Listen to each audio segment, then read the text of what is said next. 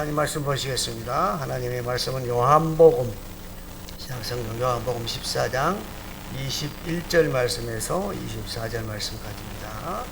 신약성경 요한복음 14장 21절에서 24절 말씀까지 우리 함께 합독하시겠습니다.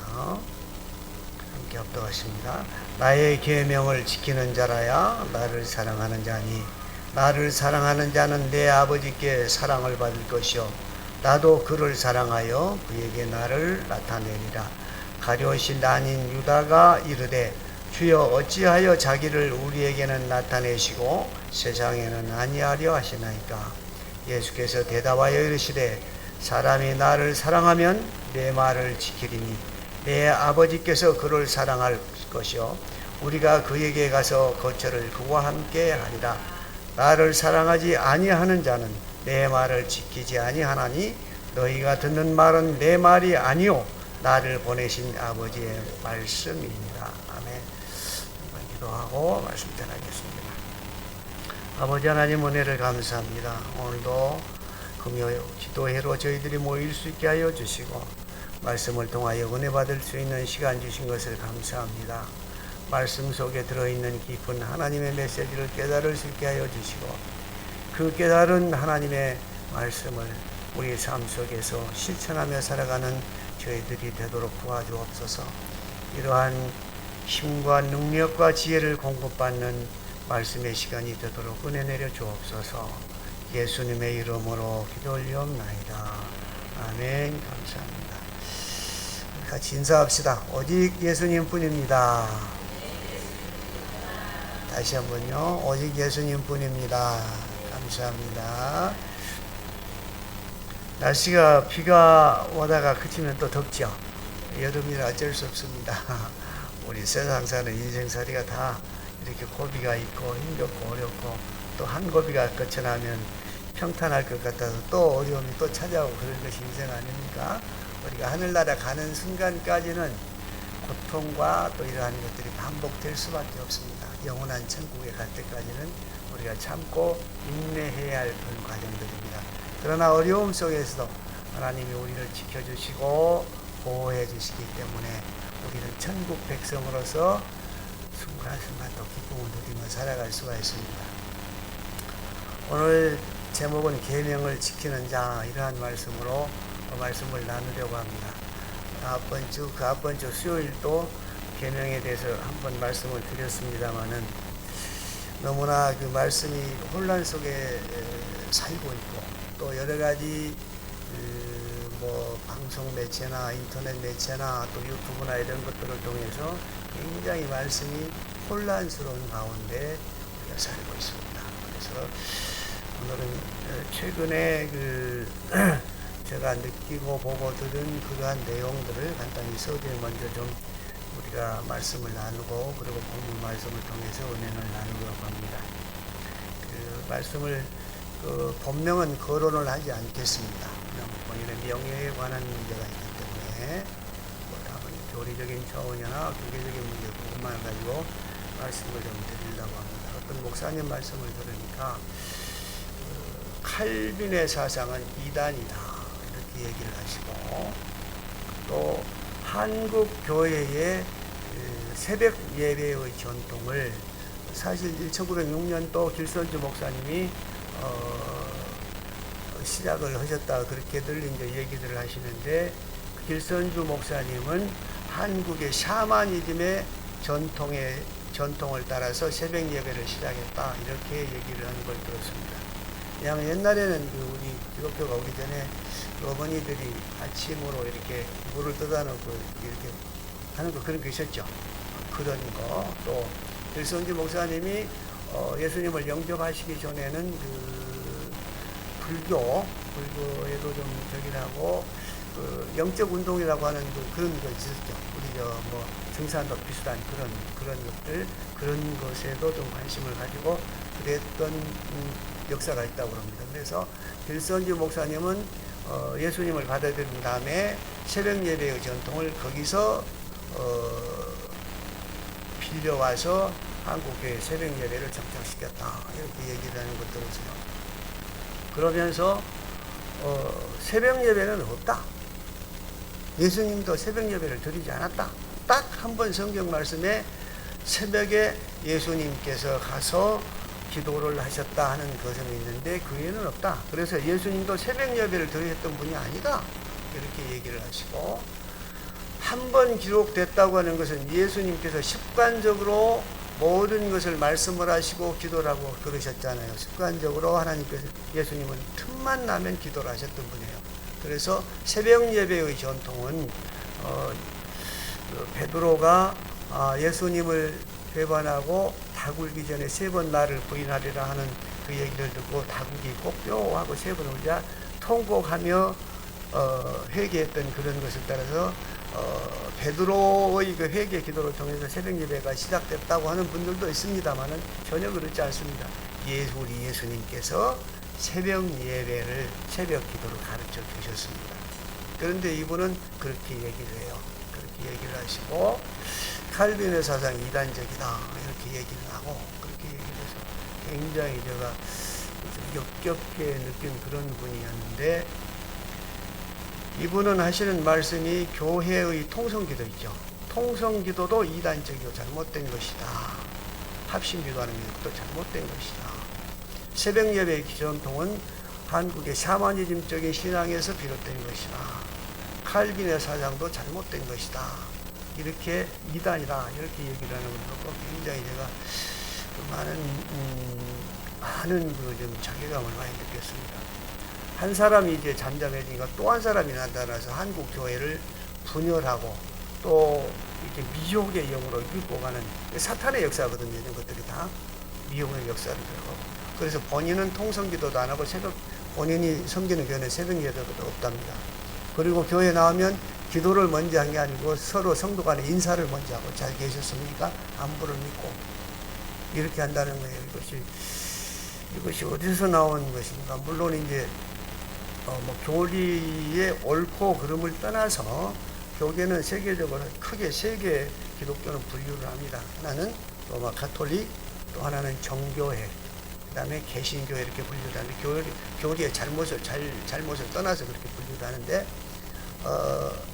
개신교나 정교회나 로마 가톨릭에 속하지 않는 교단이 있죠. 침례교는 SNF라고 그래가지고 상당히 동굴에 들어가서 신앙을 지켰던 그분들 있잖아요. 그분들의 전통을 따라서 그렇게 왔는데,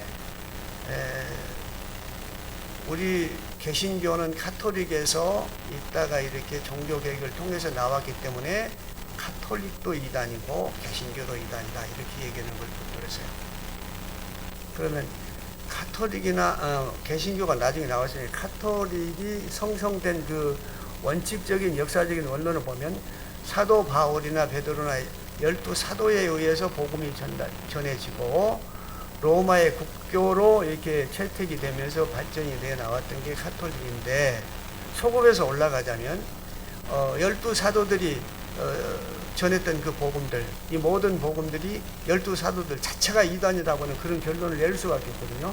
자기들만이 숨어서 지켜나온 그 교단만이 옳고, 이것은 유대 율법주의자들이 자기들만이 옳다고 주장했던 사상과 똑같은 것입니다.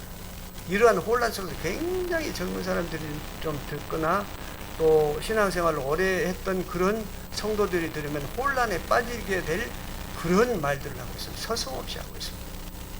그러니까 독선주의고 자기들만이 구원 있고 자기들만이 옳다고 하는 것, 이것이 곧 교만이고 이것이 곧 우상입니다.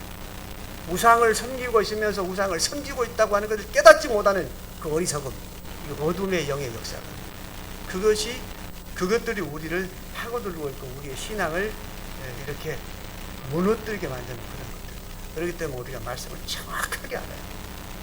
말씀 한 구절이라도 정확하게 하고, 그래서 하나님의 말씀으로 믿으면 거기서 하나님을 만나는 체험이 있고 하나님의 능력을 맛볼 수가 있습니다. 그러한 혹시라도 그러한 것들이 접하는 경우가 있으실지 몰라서 제가 염려스러워서 말씀드립니다. 전혀 그렇지 않습니다. 성령님은 시대와 장소와 사람에 따라서 여러 가지 모양으로 역사를 해오셨습니다. 이런 사람은 이렇게, 저런 사람은 저렇게 해서 하나님의 뜻을 이루어 오신 것입니다. 성령님께서. 그런데 그러한 것들을 성령의 역사를 전혀 부정하고 통성기도도 잘못했다. 또 새벽 예배도 한국의 샤머니즘에 기원하고 있다. 이렇게 얘기할 수가 있다. 잘못된 것이다. 사실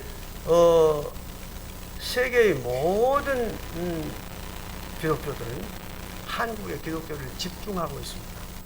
너무나 열심히 믿고 보수적으로 믿으려고 하는 것이 우리가 국내에서 잘하고 잘못되고 이것은 2차적인 문제고 집중을 하고 있습니다. 그러면 그분에게 내가 이런 질문 만나면 이런 질문을 하고 싶어요. 만날 기회가 혹시 있다면.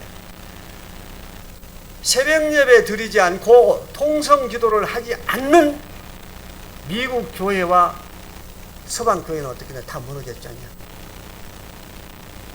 이것이 잘못된 것이냐 좀 묻고 싶어요. 그들은 통성 기도도 하지 않고 새벽 예배도 없잖아요. 다 무너졌잖아요. 다 무너졌어요. 그런데 한국 교회는 살아있잖아요. 하나님께서 집중적으로 조명을 하고 계십니다.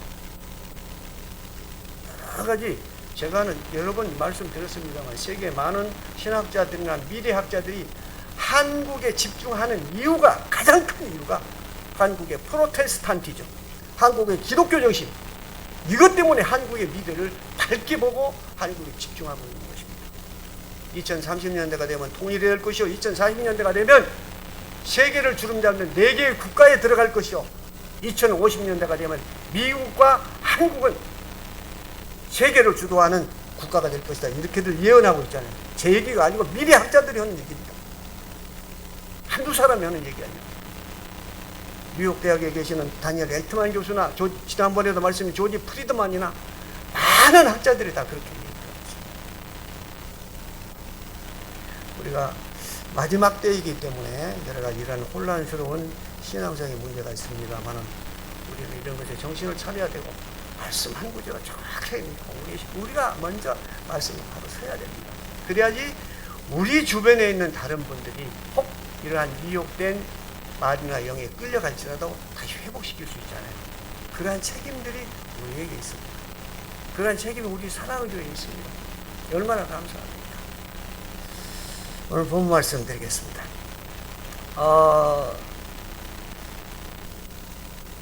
계명회라는 그 말씀에는 오늘 본문 말씀 21절에 나오는데 15절에 이어서 21절에도 나오는 그러한 말씀입니다. 예수님은 계명을 지킬 능력이 없는 제자들에게 보혜사 성령께서 오시면 계명을 지킬 수 있다고 그렇게 약속해 주셨습니다.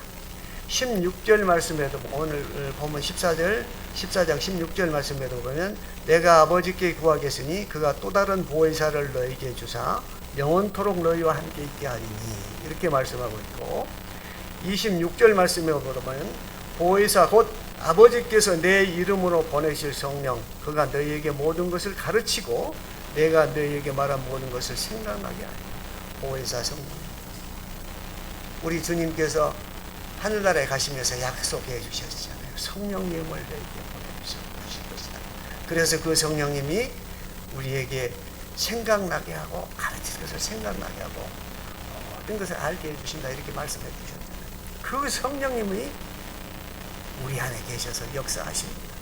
그렇기 때문에 우리는 우리 안에 계신 성령님이 계시기 때문에 늘 성령님께 의지하고 기도하고 매달리면 이러한 미혹되는 영 이러한 영들의 미혹되지 않도록 우리를 지켜주십니다. 사실 오늘 본문 말씀은 그 15절 말씀 뒤에 이어서 나오는 것이 어떻게 보면 문맥상으로 옳습니다. 그러나 15절 말씀은 명령형입니다. 명령형이고 21절에 있는 말씀은 예수님과 연합관계에 있게 될 제자들이 마땅히 행하게 될 것을 암시하고 있습니다. 연합관계라고 하는 것은 15장 7절 말씀에도 있죠. 요한복음 15장 7절 말씀에도 너희가 내 안에 있고 내가 너희 안에 있으면 무엇든지 원하는 대로 구하라. 그리하면 이루리라. 이것을 이제 신학적인 용어로 신비적 연합이라 이렇게 말씀드렸죠. 그런 말씀이 갈라디아 2장 20절 말씀에도 있죠. 갈라디아 2장 20절 우리 한번 찾아서 같이 읽어보실까요? 갈라디아 2장 20절. 고린도후서 다음에 있죠.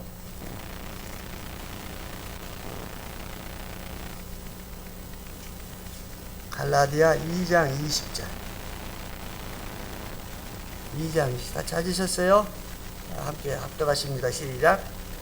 그리스도와 함께 십자가에 못 박혀 죽었나니 이제는 내가 사는 것이 아니요 내 안에 속에 사시는 이제 내가 제 가운데 사는 것은 나를 사랑하사 나를 위하여 자기 자원을 하나님을 믿는 안에서 사는 것입니다. 이것을 신비적 연합이라고 합니다. 그래서 신비적 연합 그러면 요한복음 15장 7절 갈라디아 1장 20절 우리가 기억이 나주시면 누구와 대화할 때 어려움이 딱 그거 써먹을 수가 있잖아요.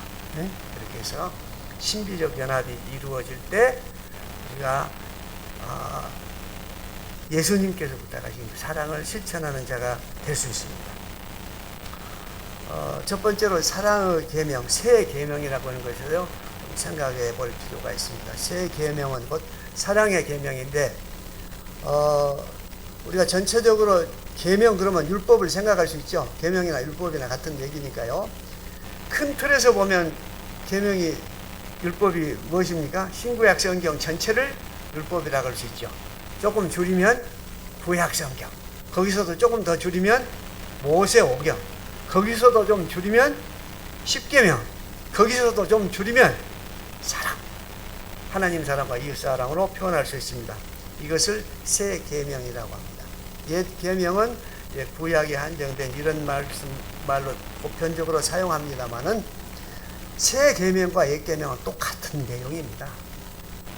지난번에도 말씀드렸습니다만은 새 계명도 율법이요, 옛 계명도 율법입니다. 또 새 계명도 복음이요, 옛 계명도 복음입니다. 왜냐하면 옛 계명이나 새 계명 그 자체의 목적은 사람을 살리기 위한 그런 것이기 때문에 같은 내용입니다. 다만 이것을 구분지어서 사용하게 된 그런 경우가 있었습니다. 또 지금도 많은 그런 분들이 있습니다만은 그것은 조금 수정해야 할 그러한 내용들인 것입니다. 요한일서 2장 7절 말씀을 보면 사랑하는 자들아 내가 새 계명을 너희에게 쓰는 것이 아니라 너희가 처음부터 가진 옛 계명이니 이 옛 계명은 너희가 들은 바 말씀이거니와 이렇게 옛 계명이나 새 계명이나 말씀이다. 말씀은 뭐라고요? 복음입니다. 이것을 가르쳐서 그렇게 구분해서 사용했던 것입니다. 예수님께서 이 땅에 오셔서 십자가에 못 박혀 돌아가심으로 제사를 제도로 폐지하고 제사 제도 대신 무엇을 주셨어요? 예배를 주셨죠. 예배를 드림으로 인해서 제사를 대신하도록 배치해 주셨습니다. 그래서 로마서 12장 1절과 2절 말씀에는 그렇게 말씀하셨죠. 그러므로 형제들아 내가 하나님의 모든 자비하심으로 너희를 권하노니 너희 몸을 하나님이 기뻐하시는 거룩한 산 제물로 드리라.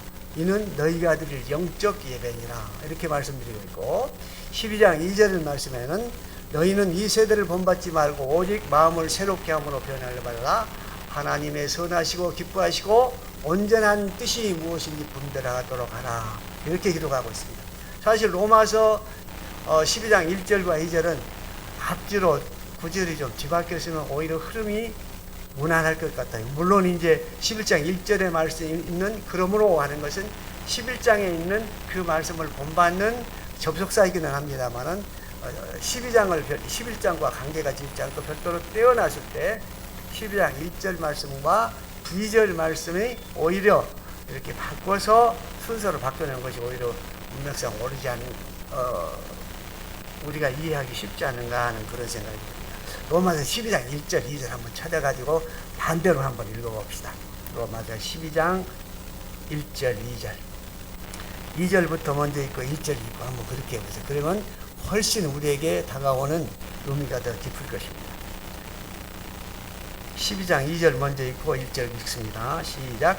너희는 이 세대를 본받지 말고 오직 마음을 새롭게 함으로 변화를 받아 하나님의 선하시고 기뻐하시고 온전하신 뜻이 무엇인지 분별하도록 하라. 1절. 그러므로 형제들아 내가 하나님의 모든 자비하심으로 너희를 권하노니 너희 몸을 하나님이 기뻐하시는 거룩한 산 제물로 드리라. 이는 너희가 드릴 영적 예배이다. 이렇게 뒤바꿔 읽는 것이 훨씬 부드럽죠. 우리에게 다가오는 은혜가 있죠. 읽는 게 좋지 않을까 하는 그런 생각이 듭니다. 이 산제사라고 하는 건 영적 예배, 곧 산제사인데, 이것은 다른 것이 아니고 사랑을 실천하는 것입니다. 우리가 삶 속에서 사랑을 실천하는 것, 그것이 곧 영적 예배고 하나님이 기뻐하시는 산제사인 것입니다. 우리가 삶 속에서 어떤 일을 하든지 간에 이것이 하나님께서 나에게 맡기신 일이다 하는 그러한 경건한 마음으로 일을 해가고, 또 직장에서 일을 하건 또 어떠한 일을 하건 간에 일을 하게 되는 그 자체가 곧 예배입니다. 하나님께서 내가 맡기신 일을 거룩한 마음으로, 사역자의 마음으로 일을 하면 그 자체가 예배입니다. 하나님께서는 이것을 기뻐하십니다. 이것이 곧 산제사다. 이것이 곧 영적 예배다. 이렇게 하는 것입니다. 그렇기 때문에 무슨 일을 하든지 간에 하나님께서 나에게 맡기신 일이라고 하는 청지기의 정신의 일을 하게 되면 그것이 곧 영적 예배라 하는 것입니다. 이것이 곧 사랑의 계명이요, 우리에게 주신 새 계명입니다. 두 번째로 사랑에 관하여 잠깐 좀 몇 가지 생각을 해보려고 합니다. 사랑의 계명은 하나님에 대한 사랑이 확립된 후, 그 다음에 이웃에 대한 사랑이 확립되는 것입니다. 먼저 하나님과의 사랑 관계, 하나님의 사랑 관계는 뭘로 우리가 표현이 됩니까? 예배로 표현이 되죠. 예배로. 하나님 전에 나와서 물론 우리가 한 사람 한 사람이 성전이기 때문에 우리가 어디선지 하나님 앞에 거룩한 마음으로 경건한 마음으로 기도드리고 찬송하게 되면 예배이긴 합니다만은 공적인 예배의 장소에 나와서 하나님 앞에 예배드리는 것, 이것이 곧 하나님께서 기뻐하시는 그러한 사랑의 방법입니다. 예배를 통해서 하나님께서 우리를 만나주시고 하나님께서 예비하신 우리에게 주실 그 은혜를 축복을 준비해 주셨잖아요. 그러므로 우리가 예배에 열심히 영과 진리로 예배드리고, 또 하나님을 깊이 묵상하고 찾을 때 하나님께서 우리를 더 가까이 하시고 예비하신 복을 다 누릴 수 있는 것입니다. 하나님과의 관계가 먼저 확립이 된 다음에 이웃의 사랑이 이루어집니다. 이웃의 사랑만 있고 하나님을 사랑하지 않으면 이건 불신자입니다. 누구든지 할 수 있습니다. 그러나 하나님 사랑을 먼저 하고 이웃을 사랑하게 되면 그것이 곧 십자가 사랑입니다. 십자가 사랑입니다. 하나님 사랑이 없이 이웃만 사랑을 하는 것은 물론 세상에서 칭송을 받고 참 선한 사람이라 이런 얘기는 들을 수 있으나 그 사람은 구원과는 전혀 관계가 없는, 하나님의 사랑이 없는 그런 것입니다. 하나님 사랑은 반드시 우리가 사랑하는 것이 아니고 하나님께서 우리를 먼저 사랑해 주셨습니다. 우리가 죄인 됐을 때 하나님께서 우리를 먼저 사랑해 주셨기 때문에 우리가 예수님께서 가르친 대로 하나님을 사랑하는 것입니다. 그 하나님의 사랑의 가장 적절한 표현은 예배입니다. 우리가 예배를 드리는 자들이 되어야 되는 것입니다. 고린도전서 12장 31절 말씀에 보면 너희는 더욱 큰 은사를 삼어라. 내가 또한 가장 좋은 길을 너희에게 보이리라. 하나님께 은사를 삼아야 가장 좋은 것을 우리에게 주신답니다.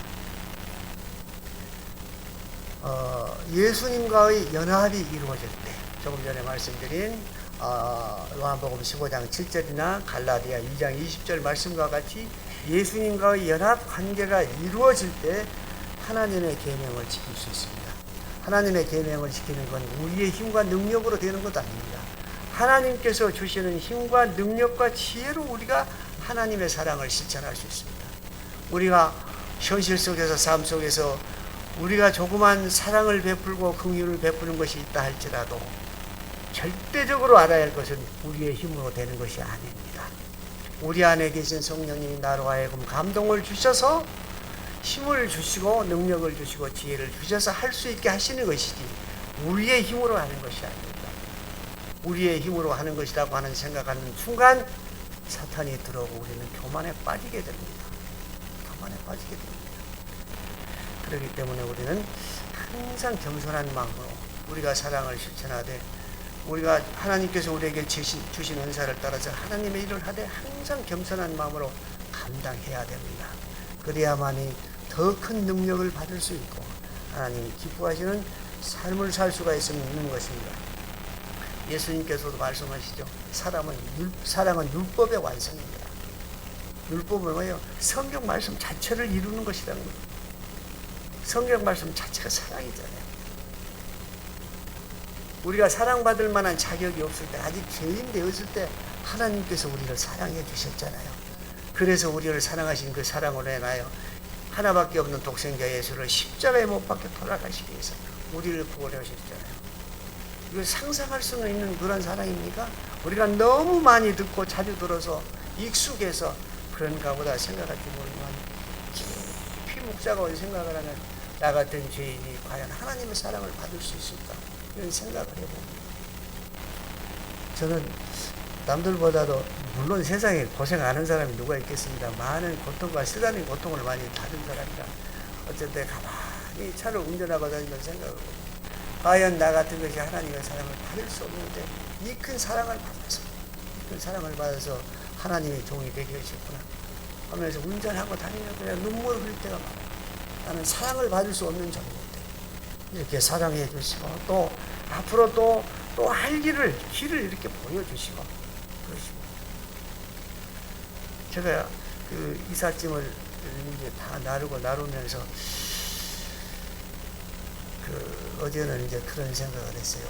75세에 갈대아 우르를 떠나라고 하는 아브라함 심정이 어떤 것이었을까? 아브라함은 갈 길을 모르고 무조건 가라고 하는 것이, 갈 길을 방향도 정해주시고 무조건 떠나라고 하는 것이, 갈 길을 알지 못하고 나는 갈 길도 차 정해주시고 갈 곳 다 정해주시고 다 준비해 놓으시고 가라 그러니 정말로 난 참 감사합니다. 하나님의 은혜를 누리고 살 수 없는 그런 죄인이 이런 큰 복을 받았으니 얼마나 감사합니다. 그래서 어제도 이제 마지막 이렇게 짐을 다 가지고 오면서 무슨 뜻이 있어서 내가 부족한 종을 그쪽으로 보냈는지 모르지만 하나님께서 분명히 그 뜻을 알게 하실 것이다, 깨닫게 하실 것이다. 그랬더니 내 생명이 언제 끝날지 모르지만 내 생명이 끝나는 까지는 최선을 다하여 주님을 위해서 봉사하며 말씀을 위해서 봉사하며 살아가야겠다, 그런 다짐을 하고 있습니다. 얼마나 감사합니다. 이사하는데 그냥 이사하는 게 아니라 그런 깨달음을 주시려고 해서 너무나 감사합니다. 제가 그냥 기대가 됩니다. 기대가 되고, 또 우리 사랑의 교회 중에서 기도하고 우리 사랑의 교회 유년주일학교 이렇게 구성하게 되고 해서 몇 명 안 되지만은 얼마나 감사합니다. 이것이 곧 사랑의 교회에 대한 비전을 제시해 주십니다. 주일학교를 통해서 하나님께서 사랑의 교회에 가지고 계시는 꿈과 비전을 볼 수 있어야 됩니다. 이것이 영적 사랑입니다. 우리는 세상의 모든 문제를 하나님의 말씀을 근거로 해서 영의 눈으로 볼 수 있어야 됩니다. 성령이 충만하게 되면, 성령이 충만하면 역사를 볼 수 있는 영의 눈을 열어주신다 그랬잖아요. 볼 수 있어야 됩니다. 그 꿈을 아이들을 통해서 이루어가야 되고 그들을 위해서 기도해야 되고 사랑의 미래의 꿈을 바라보면서 그리면서 기도해야 됩니다. 꿈이 있는 백성은 하나님께서 반드시 축복하시고 이루어 주십니다. 꿈이 없는 백성은 망합니다. 그리고 미래의 한국의 미래를 바라보면서 그 한국의 미래에 하나님께서 이끌고 가실 이 한국의 미래를 바라면서 그 한국의 미래를 이끌고 가는 중심되는 교회, 그 교회가 되는 그런 꿈을 가져야 되지 않겠습니까? 그래서 하나님께서 이루어주십니다. 그 꿈을 가지면 사람을 보내주시고 물질을 보내주시고 능력을 주시고 다 주십니다. 꿈이 없는 백성은 이루어지지 않습니다. 꿈이 곧 그릇입니다. 요한일서 2장 28절 29절 말씀에도 너희 늙은이는 꿈을 꾸고 젊은이는 행한다. 꿈이 있어요. 말씀이 그냥 너무 길어져서 죄송합니다. 빨리 끝내겠습니다. 21절 말씀을 보면 그에게 나를 나타내리라 그랬는데 이것이 연합관계입니다.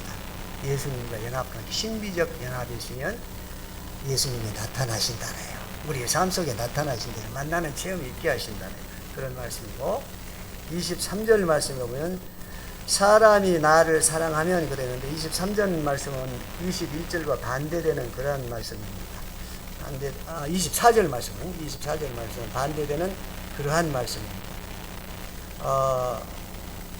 요한일서 3장 24절 말씀에 보면 그의 계명을 지키는 자는 주 안에 거하고 주는 그의 안에 거하시나니 우리에게 주신 성령으로 말미암아 그가 우리 안에 거하시는 줄을 우리가 아느니라. 이렇게 말씀합니다.